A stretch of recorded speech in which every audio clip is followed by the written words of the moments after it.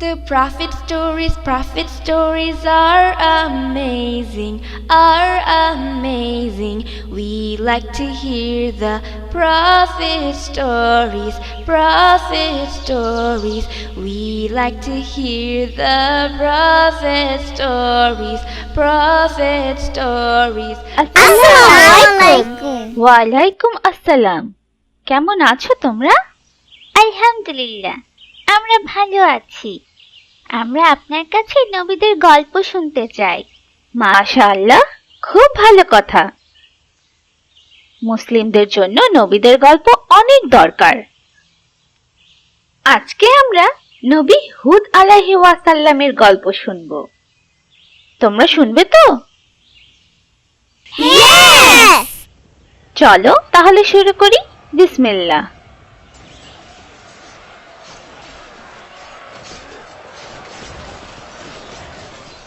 আদ জাতের মানুষ ইয়েমেন ও ওমানের মাঝের পাহাড়ে থাকত।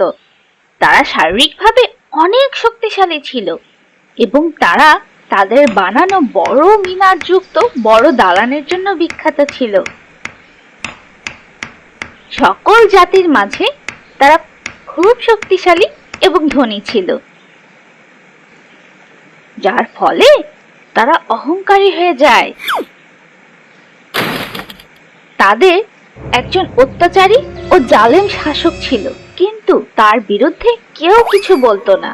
আদ জাতির মানুষ আল্লাহর প্রতি ঈমান এনে তার ইবাদত করত, কিন্তু একই সাথে তারা অন্যান্য মূর্তি ও দেবদেবীদের পুজো করত, যা এমন এক পাপ যা আল্লাহ ক্ষমা করেন না।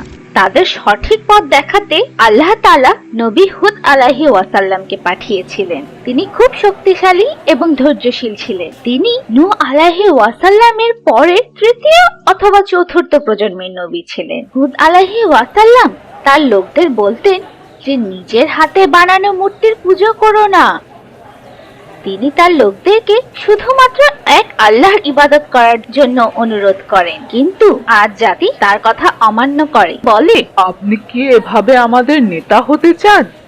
আপনি এর বিনিময়ে কি চান? হুদ আলাইহিস ওয়াসাল্লাম বলেন যে তিনি তাদের থেকে শুধু সত্য পথে চলা ছাড়া কিছুই চান না। হুদ আলাইহিস ওয়াসাল্লাম তাদের আল্লাহর দয়া ও রহমত সম্পর্কে বলেন এবং বোঝানোর চেষ্টা করেন যে কিভাবে আল্লাহ তাদের ক্ষমতা ও শক্তি দিয়েছেন। লোকেরা আবার ভাবলো এবং বুঝতে পারলো পৃথিবীতে তারা সব থেকে শক্তিশালী। তারা আরো বেশি অহংকারী হয়ে ওঠে। হে হুদ, তুমি কি বললে যে একদিন আমরা মারা যাব এবং ধুলা হয়ে যাব এবং আবার আল্লাহ আমাদের জীবিত করবেন? হুদ আলাইহিস ওয়াসাল্লাম বলেন, হ্যাঁ, কিয়ামতের দিন সবাইকে জিজ্ঞেস করা হবে যে তারা পৃথিবীতে কি করেছিল।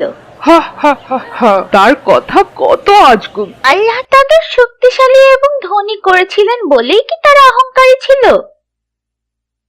কিন্তু তাদের তো আল্লাহর রহমতের জন্য তার প্রতি কৃতজ্ঞ হবার কথা। এই জন্যই গরিব লোকেরা ধনীদের চেয়ে বেশি ধার্মিক হয়। হ্যাঁ, তারা সত্যিই অনেক অকৃতজ্ঞ ছিল। তারা কিয়ামতের দিনের ব্যাপারে বিশ্বাস করেনি।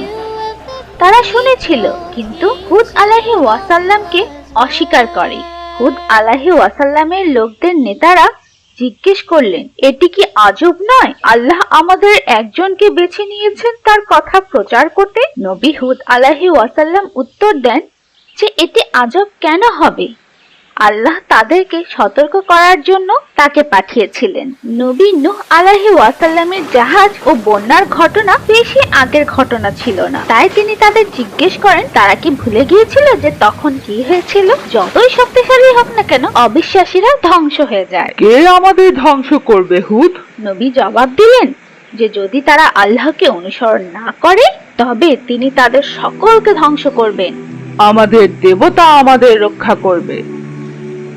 নবী তাদের স্পষ্ট করে জানিয়ে দেন যে তারা যে দেবতাদের পুজো করছে সেগুলোই তাদের ধ্বংসের কারণ হবে। এভাবে তর্ক চলতেই থাকে।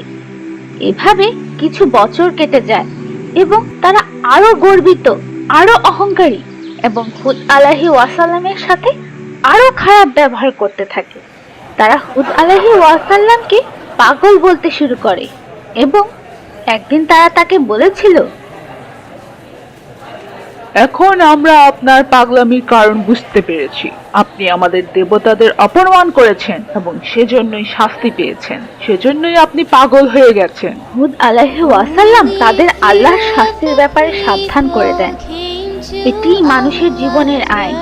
কাফেররা যতই ধনী বা শক্তিশালী হোক না কেন, আল্লাহ তাদের অবশ্যই শাস্তি দেন। শাস্তি হিসেবে তাদের এলাকায় চারিদিকে খরা দেখা দেয়। সেখানে কোনো বৃষ্টি হচ্ছিল না। সূর্যের তাপ বেড়ে যায় এবং গরমে মনে হতে থাকে যেন সবার মাথায় আগুন লেগে গেছে। হুদ আলাইহি ওয়াসাল্লামের লোকেরা জিজ্ঞেস করে, এই খরা কিসের হুদ? হুদ আলাইহি ওয়াসাল্লাম জবাব দেন, আল্লাহ তাদের উপর রাগ করেছেন।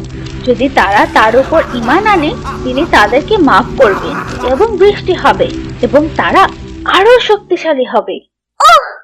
খরা মনে হয় খুব খারাপ ছিল, কিন্তু তারপরও তারা কেন আল্লাহর কাছে ক্ষমা চাইলো না?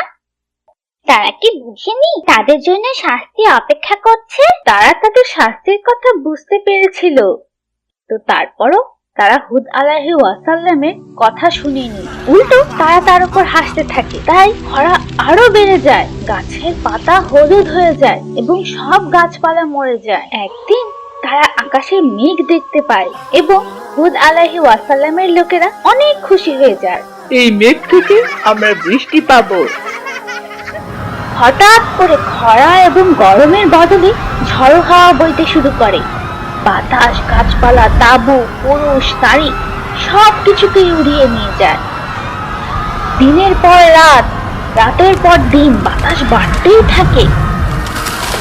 হুদ আলাইহি ওয়াসাল্লামের লোকেরা পালিয়ে যেতে থাকে এবং তারা দৌড়ে গিয়ে তাদের তাঁবুতে আশ্রয় নেওয়ার চেষ্টা করে, কিন্তু বাতাস আরো জোরে বইতে থাকে এবং তাদের তাঁবু ছিঁড়ে ফেলে। তারা বাতাস থেকে বাঁচার জন্য খোলের ভিতর যেয়ে ঢুকে, কিন্তু বাতাসের বেগে সেই খোলও ছিঁড়ে যায়। বাতাসের আঘাতে তাদের কাপড় ও চামড়া ফেটে যাচ্ছিল এবং এই শক্তিশালী বাতাস মানুষের শরীরে কঠিন আঘাত করে তাদের ধ্বংস করে ফেলে। সকল কাফের ধ্বংস হয়ে যায় এবং তাদের শরীর ছিন্ন ভিন্ন হয়ে বিভিন্ন জায়গায় ছড়িয়ে পড়ে। 8 দিন 7 রাত ঝড় চলতে থাকে। তাহলে কি এটি শুধুই একটি ঝড় ছিল?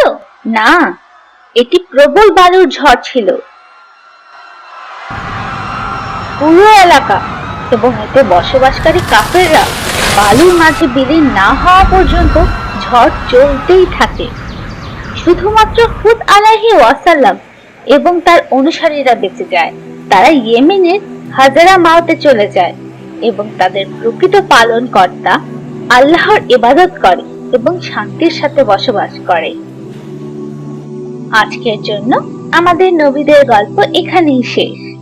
ইনশাআল্লাহ এরপরে আমরা নবীদের আরো একটি সুন্দর গল্প শুনবো।